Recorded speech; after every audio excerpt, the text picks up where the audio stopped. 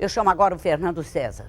Ele está com o assessor de meio ambiente do Conselho Regional de Engenharia e Arquitetura, Dacto Ottoni, um especialista em danos ambientais. Fernando, eu gostaria de saber, boa tarde, se você já sabe quais são os piores danos que esse vazamento pode causar ao oceano no Rio de Janeiro. Cidinho, o prejuízo é incalculável, até porque o tamanho desse vazamento pode ser bem maior do que foi anunciado. Boa tarde, professor. Obrigado pela sua participação. Quem é o principal responsável? A empresa americana, o governo brasileiro, a Petrobras ou quem deveria fiscalizar? No meu entender, há um conjunto de responsáveis, né? Esse acidente vai gerar gravíssimos danos ao meio ambiente, porque quando há um vazamento dessa magnitude, você tem evaporação de petróleo para a atmosfera, você gera, o petróleo é tóxico, ele afeta o fitoplâncton, ele vai para o fundo afetando os sedimentos, ele afeta os peixes, os mamíferos, é um prejuízo ecológico incalculável. O Exxon Valdez teve um vazamento em 1980 e tantos, naquela época o prejuízo ambiental ele teve que pagar mais de 2 bilhões de dólares. E um vazamento desse, ele chega às praias, ele pode chegar nas regiões estuarinas, de acordo com a magnitude do problema. Agora, na realidade, fica bem latente, dentro do que nós vimos aqui nessa entrevista, a total negligência dos órgãos ambientais também. Porque o que foi mostrado aqui mostra como está um indício de um processo de licenciamento no Brasil, onde, inclusive, foi facilitado o processo do licenciamento do pré-sal. Quem deveria fiscalizar, na prática, o trabalho dessa empresa? Não, você tem a Agência Nacional de Petróleo, você tem o IBAMA, que é o órgão ambiental, essa atividade tem um processo de licenciamento ambiental, então todas essas irregularidades que foram mostradas aí na reportagem mostram realmente a fragilidade desse sistema de licenciamento. Não adianta só multar depois que aconteceu. Agora, todas essas medidas preventivas tinham que ser tomadas não agora, tem que ser tomada antes e com todos os empreendimentos. E esse acidente mostra pra gente o que pode acontecer com o pré-sal. Hoje em dia no pré-sal só se fala em royalties. Eu não vi um programa, eu não vi uma audiência falando dos impactos ambientais. Se a 1000 metros de profundidade nós tivemos o que está acontecendo agora, vocês imaginam o que vai acontecer com o pré-sal, que são 7.000 metros de profundidade? Então a sociedade brasileira tem que reagir em relação ao pré-sal, e antes de ficar pensando só em royalties, vamos começar a discutir os aspectos ambientais do pré-sal, vamos começar a discutir no licenciamento ambiental atuações mais rígidas de monitoramento ambiental, de atuações preventivas, não depois que acontece o acidente. As licenças ambientais no Brasil, Cidinha, estão muito fragilizadas, está se aprovando vários empreendimentos aí a toque de caixa por conta de interesses econômicos. A gente vê a usina de Belo Monte, vários outros empreendimentos de grande magnitude, a licença está sendo com muita facilidade, de forma simplificada. E a sociedade tem que começar a cobrar mais rigorosismo para dar garantia ambiental e melhoria de condições de vida à população e ao meio ambiente no entorno. Cidinho.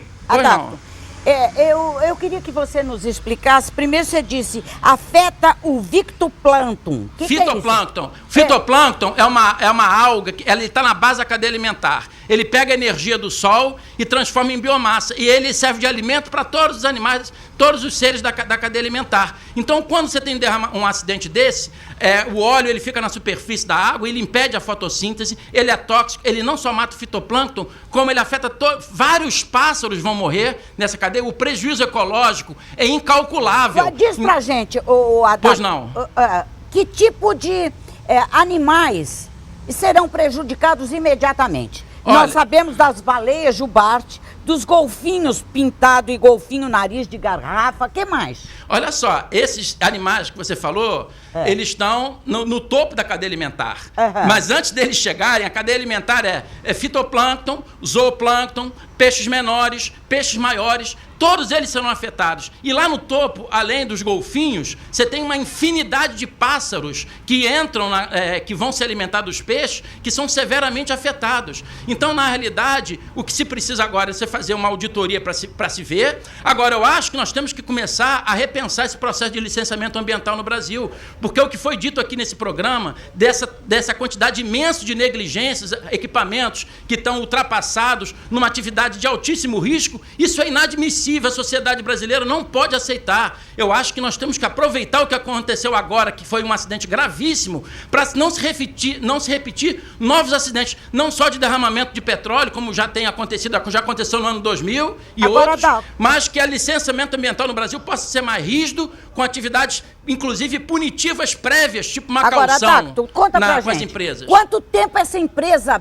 pode levar para perceber que houve um acidente? Olha, ela percebe na hora e sabe a gravidade do acidente? Ó, Cidinha, antes de acontecer uma tragédia dessa, uma das ferramentas fundamentais que o licenciamento tem que levar em conta é o monitoramento ambiental. Você tem uma série de dispositivos de antes que acontecer um acidente, o monitoramento ele vai indicando. Como é que é esse monitoramento?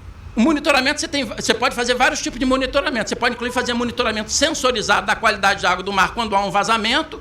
No caso de um vazamento de dutos, é monitoramento sob pressão. Agora, para se avaliar como é feito o monitoramento, você teria que se implantar uma auditoria no processo. Agora, tem que verificar no processo produtivo o que foi levado em conta em termos de monitoramento, obter esses dados para saber se o monitoramento foi feito dentro dos prazos previstos, se houve previsão de monitoramento adequadamente na licença. Então, eu acho que está na hora, primeiro, é de apagar o incêndio, é coibir o dano. Agora, temos que, paralelamente, começar a passar um pente fino nas licenças ambientais, nessa licença ambiental, o que foi previsto. Empresas que estão explorando petróleo aqui no Rio de Janeiro, certo, e que vem com equipamento de submundo para cá. Ou seja, não poderia, concorda? Se tivesse um processo de licenciamento forte, rigoroso, isso jamais poderia estar acontecendo. O que é lamentável, a gente vê um acidente desse com empresas utilizando equipamentos fora da especialização, elas não poderiam estar operando, elas nem deveriam estar operando. E, infelizmente, teve que acontecer o acidente ambiental para se abrir os olhos da comunidade brasileira. E eu vou alertar que esse acidente é um aviso para o pré-sal. O pré-sal, a magnitude do acidente pode ser muito maior e não está se discutindo os impactos do pré-sal. Vamos parar de discutir royalties, minha gente. Vamos discutir os impactos ambientais. Mas primeiro, os impactos ambientais... Tem que discutir tudo junto. Tudo junto. Mas você conhece alguém que está discutindo os impactos do pré-sal? Eu não vi ninguém falar sobre isso. Só se discutir royalties. Então vamos começar a botar na pauta das reivindicações, antes de aprovar o pré-sal. Se não tiver discutido, não vamos aprovar pré-sal nenhum, sem estar bem claro como é o aspecto ambiental. Nessa plataforma de 1.000 e poucos metros aconteceu isso, o que vai acontecer com o pré-sal se houver a negligência também? Os royalties. Obrigada, Dacto. Um grande abraço para você. Obrigado. Foi um prazer enorme tê-lo no meu programa. E com a veemência que eu gosto. Muito obrigado. Porque é preciso que as pessoas se indignem, que as pessoas demonstrem a sua indignação com as coisas que acontecem. Tem gente que não está nem aí. Ah, não vai atingir minha praia, tô em Ipanema? Vai atingir sua praia, sim. Vai atingir o meio ambiente. E é preciso discutir os royalties também. Porque ele está falando do licenciamento para o pré-sal, que está a 7.000 metros de profundidade. A Chevron estava fazendo perfuração a 1.000 metros e já deu essa titica que está dando lá em Campos. Você imagina 7.000 metros, a catástrofe que não vai acontecer. E tem gente querendo dar medalha pro homem da Petrobras. É isso que eu não aguento, viu? É isso que eu não aguento.